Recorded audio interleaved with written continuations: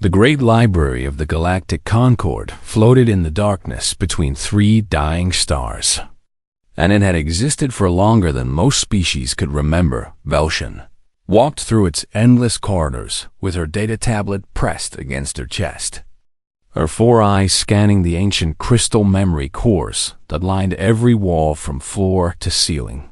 She was young by Corthari standards, barely 200 years old, and this was only her third rotation as a junior archivist in the most sacred place in the known galaxy.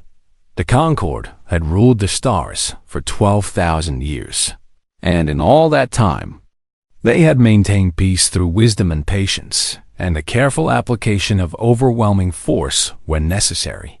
The Elder Council sat at the heart of this great alliance, being so old that they had watched entire civilizations rise from primitive caves to galactic empires and then crumble back into dust. Velshan had never met an elder in person, but she had seen their holographic projections during the annual ceremonies, and the weight of their ancient eyes still haunted her dreams. Today her assignment was simple enough, or so she had thought when she received it that morning.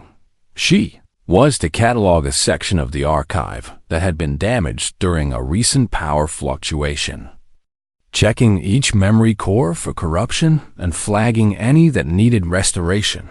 The work was tedious but important, and Velshan took pride in doing it. While she had processed nearly 300 cores without incident, when she found the sealed chamber, it was hidden behind a false wall that had been knocked loose by the power surge. And when Velshan pushed it aside, she found herself standing before a door that bore symbols she had never seen before. The symbols were old, older than the Concord itself, and they seemed to pulse with a faint inner light that made her scales tingle with unease. Velshan knew she should report this discovery immediately, but curiosity was the curse of all alchemists, and she could not stop herself from reaching out to touch the ancient door opened at her touch. Sliding aside with a whisper of displaced air that smelled like time itself, beyond the door lay a small chamber filled with memory cores that glowed with a soft blue light, and in the center of the room stood a single pedestal upon which rested a crystal sphere no larger than her. Velshan approached the sphere with trembling hands, and when she touched it, images flooded her mind with such force that she nearly collapsed. She saw a world, a small blue world covered in water and green-growing things, spinning peacefully around a yellow star on the very edge of the galaxies. Saw the creatures that lived upon this world, bipedal beings with soft skin and no natural weapons, no claws or fangs or armored plates to protect them from predators. They seemed so fragile, so vulnerable, so utterly unremarkable compared to the mighty species that ruled the stars. But then the images changed, and Velshan saw something that made her blood run cold. She saw war, endless terrible war, fought not between this species and some external enemy, but among themselves. They slaughtered each other with weapons of increasing sophistication, from sharpened stones to chemical explosives to devices that split the very atoms of matter and released the fire of stars. And through it all, through all the death and destruction and horror, they did not stop, they did not surrender, they did not give up. They simply adapted and learned and became more efficient at killing. The sphere showed her simulations, projections of possible futures, calculated by the greatest minds the Concord had ever produced. In every simulation where this species was threatened by an external force, the results were the same. They unified with terrifying speed. They fought with a ferocity that defied all rational analysis. They sacrificed themselves without hesitation if it meant taking their enemies with them, and if they survived, if even a handful of them remained alive, they rebuilt, and they remembered, and they came for revenge with the patience of stones and the fury of stars. A voice spoke in her mind then, the recorded words of an elder who had died 10,000 years before Velshan was born. We have studied this species for longer than most civilizations have existed, the voice said, And we have reached only one conclusion that we hold with absolute certainty. They must never be provoked. They must never be given reason to look beyond their sky and see enemies among the stars. For if they do, if they ever turn their terrible creativity and their boundless rage outward instead of against each other, nothing in this galaxy will be able to stop them. They call themselves humans. We call them the sleeping death. And we pray to every god that has ever been worshipped that they never wake. Velshan pulled her hand away from the sphere as if it had burned her, and she stood there in the hidden chamber for a long time. Trying to make sense of what she had seen, it had to be an exaggeration. She told herself it had to be the paranoid fantasy of elders who had grown too old and too cautious. The humans she had seen in the sphere were primitives, barely capable of leaving their own planet. They had no unified government, no advanced technology, no understanding of the greater universe that surrounded them. How could such a species possibly threaten civilizations that commanded the power of stars? Velshan made her decision. She would file a report noting the existence of the hidden chamber, but she would recommend that its contents be dismissed as outdated and irrelevant. The Concord had more important concerns than ancient warnings about a primitive species on the edge of nowhere. She sealed the chamber behind her and returned to her cataloging duties. And within a few days she had almost forgotten about the blue world and its strange soft-skinned inhabitants. That was her first mistake far across the galaxy. In the dark spaces between stars where the Concord's light did not reach, the Dominion of Kethver was growing hungry. Their scouts had already marked Earth for harvest, and the elders, in their ancient halls, felt a tremor in the fabric of fate and began to weep for what was to come. The Dominion of Kethver had never known peace, and they had never wanted it. They were harvesters, consumers, devourers of worlds, and they had built their empire on the bones of 100 conquered species. Their ships were black as the void between stars, and their soldiers were bred for war from the moment they hatched from their spawning pools. Supreme Hierarch Moltas stood on the command bridge of his flagship, the Endless Hunger, and gazed at the holographic display that floated before him. 3,000 warships stretched out behind his vessel in perfect formation. The largest harvest fleet ever assembled in Dominion history. 2 million ground troops waited in their drop pods, hungry for battle, and before them, growing larger with each passing hour, was their target, a small blue world called Earth. The reports from our scouts are confirmed. Supreme Hierarch, said his tactical advisor, a scarred veteran named Krath, who had survived more harvests than any other officer in the fleet. The planet contains approximately 8 billion of the native species, all suitable for labor extraction. Their technology level is primitive, barely capable of reaching their single moon. They have no planetary defense grid, no energy weapons, no faster-than-light capability. They are, by every measure we use, the easiest harvest we have ever attempted. Moltos clicked his mandibles in satisfaction. And yet the Elder Council of the Concord has seen fit to warn us away from this world, he said, his voice dripping with contempt. Tell me, Krath, what do you make of their message? Krath pulled up the transmission on the display, and they both read it again. Turn back, the message said. Choose any other world in the galaxy, and we will compensate you threefold for your trouble. We will give you resources, slaves, technology, anything you desire. But do not touch Earth. Do not land upon its surface. Do not make contact with its inhabitants. Do not wake them. We beg you. Hierarch, in the name of every species that has ever lived among the stars. Turn back, Moltos laughed, a harsh rattling sound that echoed through the bridge. The elders have grown weak with age, he declared.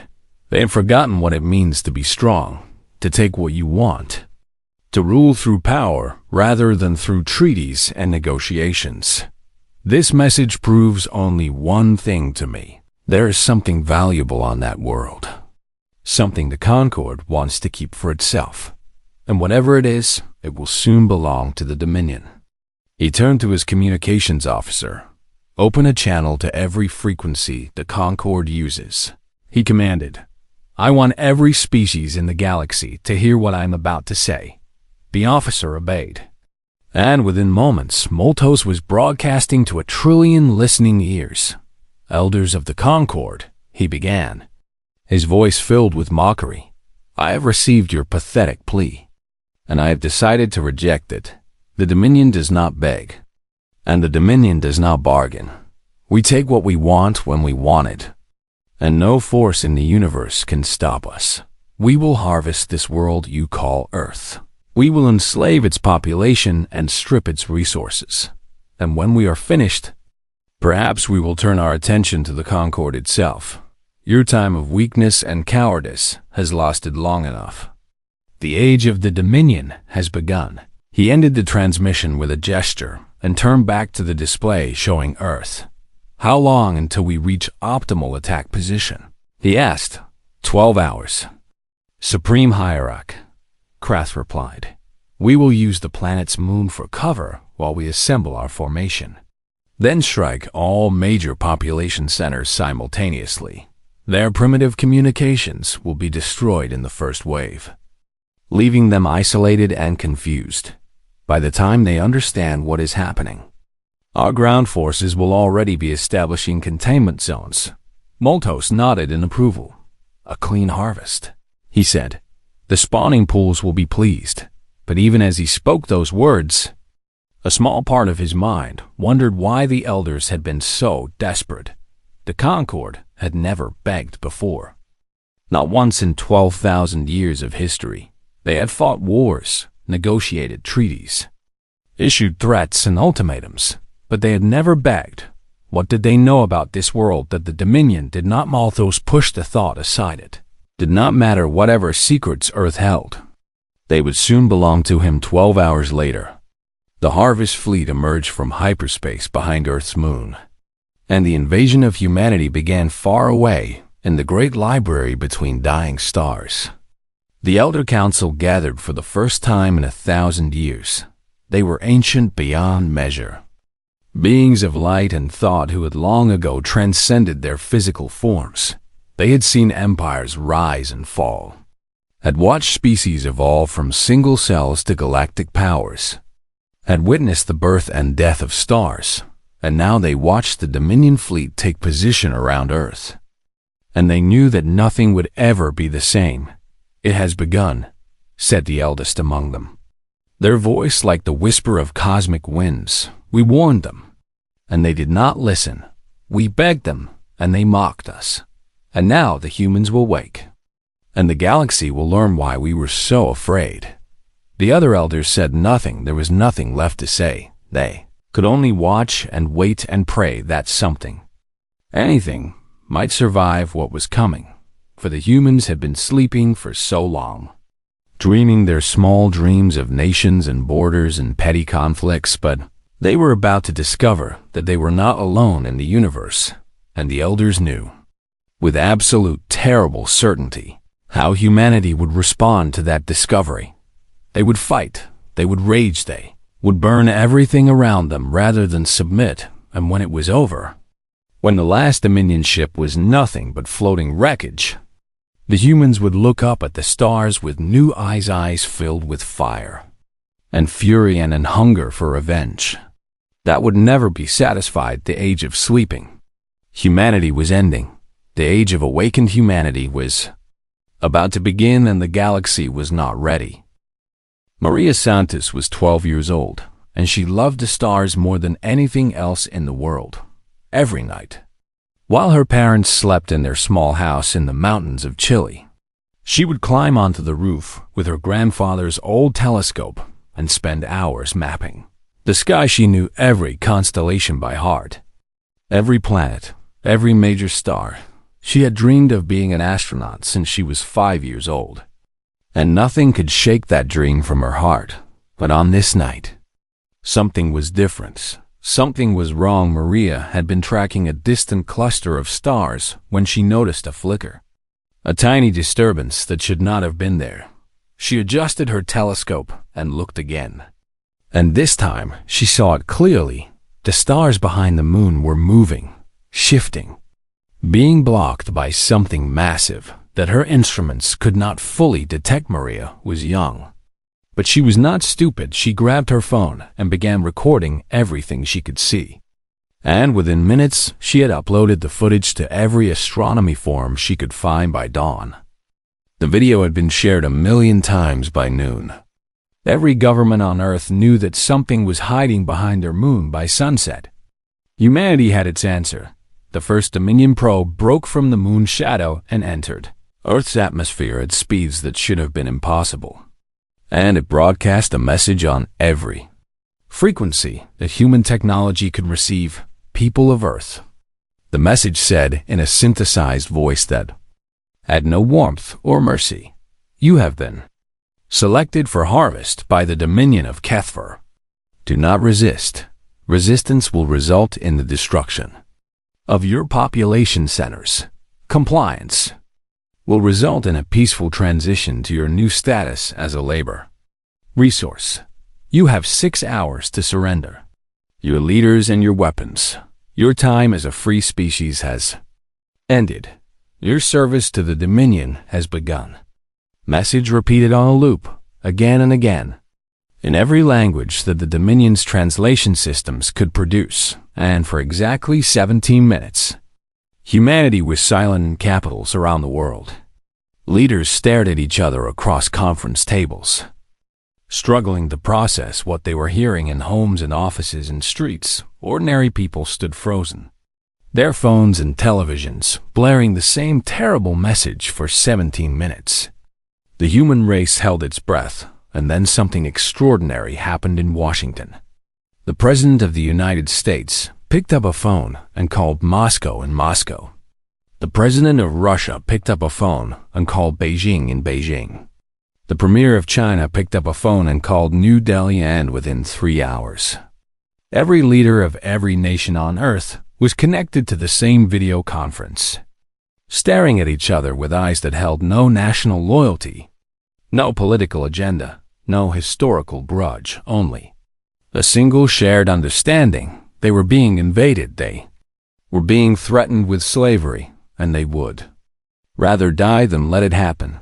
The Emergency Unification Accord was drafted in 4 hours and signed by every nation. Within 12 ancient enemies sat at the same table and shook hands. Nuclear arsenals that had been pointed at each other for decades were repurposed under a single unified command. Every scientist, every engineer, every soldier, every resource on the planet was mobilized for a single-purpose resistance. When the 6-hour deadline passed, Supreme Hierarch Moltos waited for the surrender that he was certain would come, but the only message he received was a single transmission from a cosmission from a Padrus, a message, as in Reserve, species that refused to kneel. We are humanity, the message said. We do not surrender. We do not serve. Come and take us if you can. But know this, we will make you pay for every inch of our world in blood. We will make you regret the day you ever learned our name. And if we cannot win, we will make sure that you lose everything too. Welcome to Earth. Now get ready to die. Moltos stared at the message for a long time. And for the first time in his life, he felt something cold settle in his stomach. It was not fear. He told himself the Dominion did not know fear. It was simply surprise at the audacity of these primitives. He gave the order, and the first wave of landing craft descended through Earth's atmosphere. There were 10,000 of them, each carrying 100 soldiers, and they were aimed at the largest population centers on the planet. They expected to find chaos and panic, screaming civilians and crumbling defenses instead. They found nuclear fire. The humans had positioned their weapons in advance, hidden in cities and mountains and forests around the world, and when the landing craft entered optimal range, They detonated everything they had. 3,000 landing craft vanished in atomic fireballs before they even touched the ground. Maldos watched the casualty reports flood his display. And this time, there was no denying the cold feeling in his stomach. 300,000 soldiers dead in the first 60 seconds of the invasion, not wounded, not captured, not retreating, dead, vaporized by weapons that the humans had originally built to destroy each other. And even as he processed this horror, more reports came in. The humans were not running. They were advancing. Ground forces that should have been fleeing in terror were instead charging toward the surviving landing craft, armed with everything from military weapons to farming tools to their bare hands. They were dying by the thousands. But they did not stop. They did not retreat.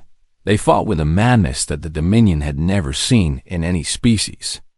Anywhere in the galaxy. Molos realized then that he had made a terrible mistake. The elders had not been weak. They had not been cowardly.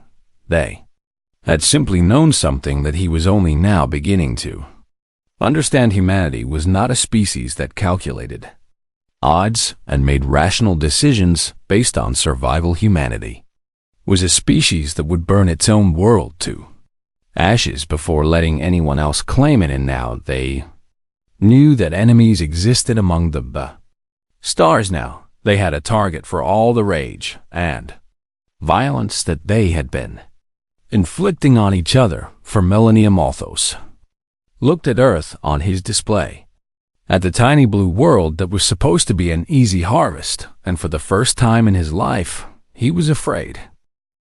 The war was supposed to last hours. It lasted 4 years across the galaxy. Every species with the technology to receive transmissions watched in horrified fascination as the broadcasts emerged from Earth. They saw things that defied every model of species behavior that had ever been developed. They saw humans strap explosives to their own bodies and run directly into Dominion formations, detonating themselves to take as many enemies as possible with them. They saw cities that the Dominion had conquered rise up in rebellion again and again. No matter how brutal the reprisals, they saw human soldiers continue fighting after losing limbs, after losing friends, after losing everything except the burning need to make the invaders paid. Dominion took ground. Of course, their technology was superior, their numbers overwhelming. Their soldiers bred for nothing but war within the first year. They controlled 40% of Earth's surface within the second year. They controlled 60%, but control was not the same as victory. Every city they captured became a death trap. Every road became an ambush. Every night brought sabotage and assassination and raids that left Dominion soldiers dead in their bunks. The humans fought with anything they could find. They built weapons in hidden factories using technology they reverse-engineered from captured Dominion equipment. They developed new tactics that exploited every weakness in the invaders' strategy. They created networks of resistance that the Dominion could never fully destroy, because every time they killed a leader, 3 more rose to take their place, and they learned it. How they learned it. Human scientists worked in underground bunkers, studying every piece of Dominion technology they could capture within 18 months. They had functional energy weapons of their own design within 2 years. They had cracked the secrets of Dominion shield technology within 3 years. They had captured an entire warship, killed its crew, and figured out how to fly it. The first time a human pilot took a Dominion vessel into space and turned its weapons against the Harvest fleet.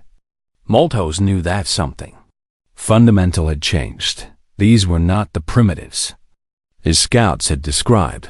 These were not the easy prey he had expected.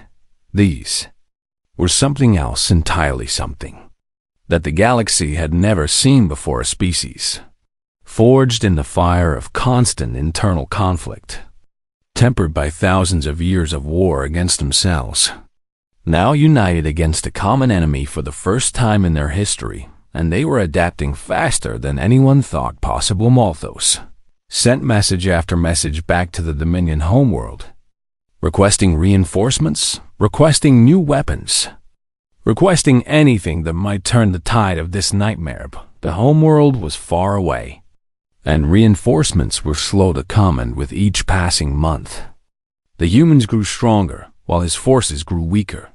The breaking point came in the 4th year of the war. Human resistance forces had been building something in secret, hidden so deep underground that Dominion sensors could not detect it. When they finally revealed their creation, Malthus understood that the war was over. The humans had built ships, not captured vessels crewed by desperate pilots, but ships of their own design, constructed from scratch using principles that human engineers had developed by studying Dominion technology and then improving upon it. There were 50 of them, sleek and deadly, bristling with weapons that no species had ever seen before, and at their heart was something that made Malthus' blood run cold: human nuclear reactors. The same technology they had used to destroy each other for generations, now harnessed to power engines that could cross the distance between stars. The humans had taken their weapons of mutual destruction and turned them into engines of liberation. Malthus sent his final transmission to the Dominion homeworld. As the human fleet rose from Earth's surface, his words would become infamous across the galaxy, studied and quoted for thousands of years to come. "We did not invade a planet," he said, his voice hollow with defeat. "We kicked a nest of something that should never have been disturbed. And now they know we exist. Now they know that others exist beyond their sky, and they are angry. Gods help us all. They are so very angry. I do not know if any of my fleet will survive what is coming, but I know one thing with absolute certainty: the humans will not stop with us. They will follow us home. They will find the Dominion homeworld, and they will make us pay for every death, every city burned, every child orphaned by this war. We thought we were predators. We thought they were prey. We were wrong. We were so terribly wrong. And now the galaxy will learn what we have learned. Never provoke humanity. Never threaten what they love. Never give them a reason to look up at the stars and see enemies, because once they do, once they decide that you are their target, nothing will stop them. Nothing in this universe or any other.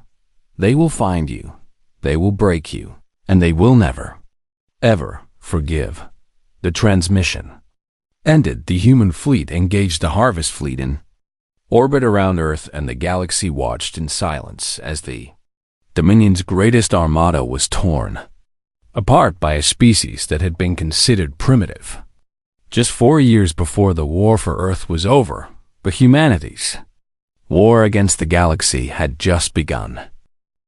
The Dominion homeworld burned for 3 days. Human ships filled its sky like angry stars, raining fire upon the cities that had sent the harvest fleet to Earth. The spawning pools boiled, and the great hives collapsed, and the species that had terrorized 100 worlds learned what it meant to be on the other side of an invasion supreme. Hierarch Malthus did not survive to see his world's destruction. He had died aboard the Endless Hunger when a human pilot flew a captured vessel directly into its command bridge, sacrificing herself to ensure that the architect of Earth's suffering would never escape justice. But the humans did not simply destroy the Dominion and go home. That would have been too easy. That would have been too merciful. Instead, they did something far more terrifying. They remembered in the decades that followed the war. Humanity spread across the galaxy like a fire that could not be contained. Their ships appeared in every system. Their ambassadors visited every world. Their traders and explorers and scientists reached into corners of space that even the Elder Concord had never charted. They came in peace. They said they came as friends. They said they had no desire for conquest or revenge. they said, but everyone who met them saw the truth. Behind their smiling faces, the humans never forgot what had happened to Earth.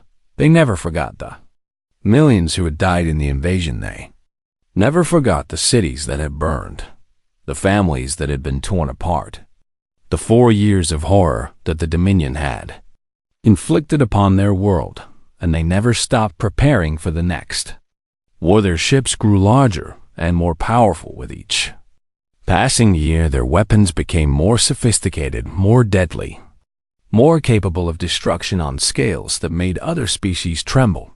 Their soldiers trained constantly, endlessly, as if the next invasion might come at any moment, and always. They watched the Concord offered humanity membership in their ancient alliance, and the humans accepted, but they did not accept the Concord's laws as written. Instead, they rewrote the charter from the ground up, adding new rules that would reshape galactic civilization forever. No species would be harvested for resources or labor. No world would be invaded for conquest or profit. No population would be enslaved for any reason. Any species that violated these laws would face the consequences, and the consequences would be delivered by Earth. The Elder Council met with humanity's representatives to discuss these new terms, and for the first time in their ancient existence, the elders found themselves facing beings who did not look up to them with awe or fear. The human ambassador was a woman named Elena Vasquez, a former resistance fighter who had spent 3 years in a Dominion labor camp before escaping and leading one of the most successful guerrilla campaigns of the war. She sat across from the elders without flinching, her eyes holding no reverence, no submission, no weakness of any kind. "You knew," she said, her voice flat and cold, "you knew the Dominion was coming for us, and you did nothing to stop them. You sent them warnings. Yes, you begged them to turn back, but when they refused, you did not intervene. You did not send ships to defend us. You did not offer us weapons or technology. You simply watched and waited to see what would happen."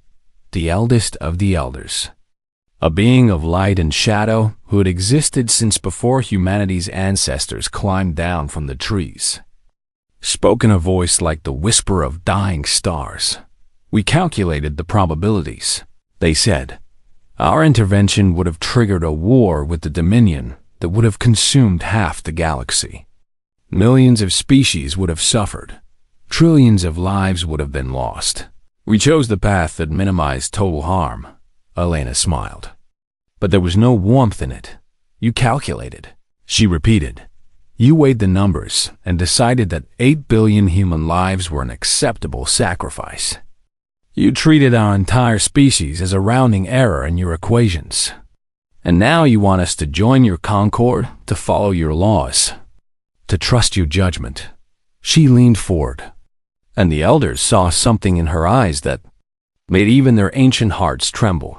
"We will join," she said. "We will follow the laws that we write. Together, we will work with you to build a better galaxy, but we will never trust you. We will never forget that when we needed help, you stood aside and watched us burn, and we will never, ever allow anyone to do to another species what the Dominion did to us. That is the price of our membership. That is the burden we will carry. We will be the guardians, the protectors, the last line of defense for every world that cannot defend itself. And if any power in this galaxy ever threatens the innocent again, we will remind them why the elders were so afraid of humanity. We will remind them what happens when you wake the sleeping giant. We will remind them that the wolves are watching." The elders agreed to every term. They had no choice. Humanity had proven itself in ways that no other species ever had. And the elders understood that the galaxy's balance of power had shifted permanently. The age of the Concord was ending. The age of humanity was beginning in the centuries that followed. Earth became the heart of a new order. Human ships patrolled the borders between species. enforcing the peace through strength that no one dared to challenge. Human diplomats mediated disputes that would once have erupted into war. Human scientists shared their knowledge freely, lifting primitive species toward the stars and teaching them to defend themselves. And everywhere they went, humans told the story of the Harvest Fleet, of the 4 years of horror, of the price they had paid to earn their place among the stars. They told it as a warning. They told it as a promise. They told it so that no one would ever forget. The galaxy had wanted sheep. They had found wolves, and the wolves were just getting started far away. In the great library between dying stars, Velshin stood before the hidden chamber once more. She was old now, ancient by Quartary standards, and she had lived long enough to see everything the sphere had predicted come true. She reached out and touched the crystal one last time, and she wept for all the lives that might have been saved if only she had listened. If only anyone had listened.